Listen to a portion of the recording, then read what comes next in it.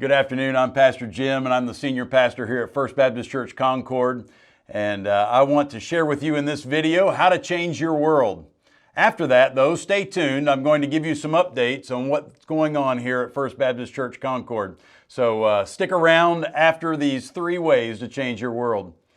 You know, in our world that we live in, we have lots of things going on. In fact, I've heard one pastor refer to it repeatedly as clown world. Things are going crazy. Things are so different than they were just 5, 10, 15 years ago.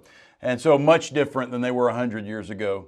And we're all looking around saying, what can we do? How can we make a difference here in this world? And I want you to know that the same blueprint that changed the world in Jesus' day is the one that He's given to us in order for us to make a difference here where we are. And I believe that it still can. So let me just give you these 3 things. All of this comes from the first chapter of the book of John, the very end, when Jesus is calling His disciples to follow Him. And so let me just give you 3 things very quickly, 3 ways in which you can engage other people to change the world. The first is be curious about who Jesus is. Jesus is the Son of God. He's the Savior of the world. He is the God-man. He's also the perfect demonstration of the Father to us, and He shows us how we're to live as an example to us in this daily life. And so in all those ways, if we would be more and more curious as to who Jesus is, we can lean into that and we can see how His person is set to change the world. In fact, He is the one who is changing the world, and this world will finally and ultimately be purified, changed completely when Jesus returns for us. The second way, not just be curious about Jesus, but be convinced of His power. Jesus really does have supernatural power. He really does change hearts from the inside out. He really does make a difference in our lives. And if you look around and you see all of the things that are going on, from violence in the streets and shopping malls and schools, to families that are falling apart, to neighbor hating neighbor, to all of these things that are around us, to children being disfigured and sacrificed at the whims of our culture. And all these ways, as you look around, recognize that they all spring from the sinful human heart. And Jesus changes human hearts. Jesus knows us from the inside out, and He can make a difference. So not just be curious about who He is, but also be convinced about the power that He has in our lives. If we want to see this world changed, Jesus is the one to change it. And that leads me to the very last point of these 3, and that is that we need to be contagious within the plan of Jesus. You know, this blueprint that Jesus gave to us was Him calling followers to follow Him, and then those followers calling others to follow them as they follow Him.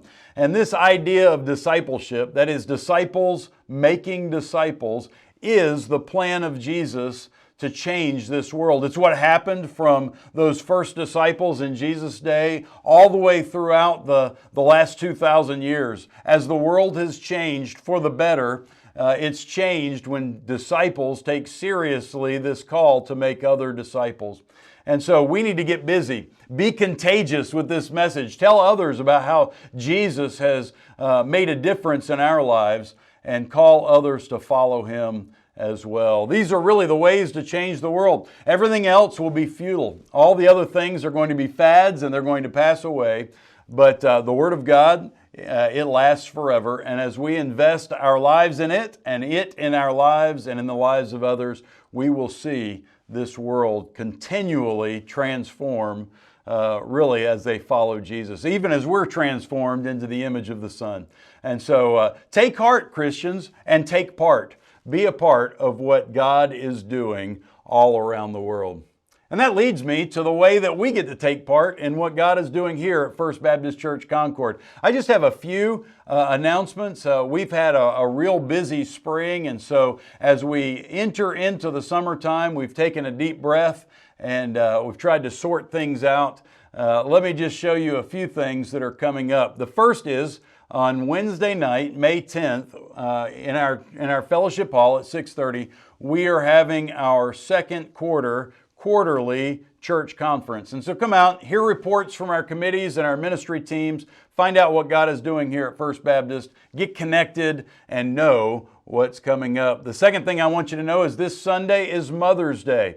And so in honor of mothers, in honor of Mother's Day, we are canceling all our evening offerings. So children, adults, students, all of those ministry offerings will be canceled in honor of Mother's Day this Sunday evening.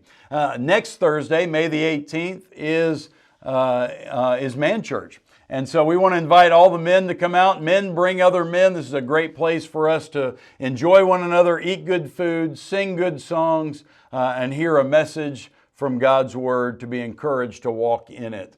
And so that is May the 18th. And then I want you to know that on Thursday, May the 25th, our young hearts are headed off on their trip to Lake Lure. So I believe that all of the registration for that is closed. All the slots have been filled. But I do want you to make sure that it's on your list of events. Young hearts, if you're signed up for that event, you want to be here at the right time and get off on that trip. It should be a really good time. They'll be leaving on that Thursday and returning just a couple days later. So that's a good trip, and so we'll want to see that all come to fruition. One more thing to put on your calendar, and with this we'll conclude. On Sunday, June the 4th, we will be celebrating the Lord's Supper.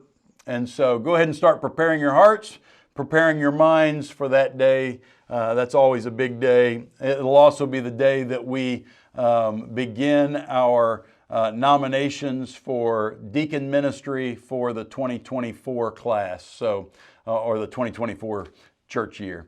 So with all that said, we have tried to take a break from scheduling too many things packed into our weeks. We want to take a good break. It's not always good to be busy. It's always good to be following Jesus, but it's not always good to just fill our calendars with lots of things. And so as we lead into the summer and get ready for our summer mission trips, we still have room on the South Dakota trip. So if you want to go and be a part of that, I invite you to do it.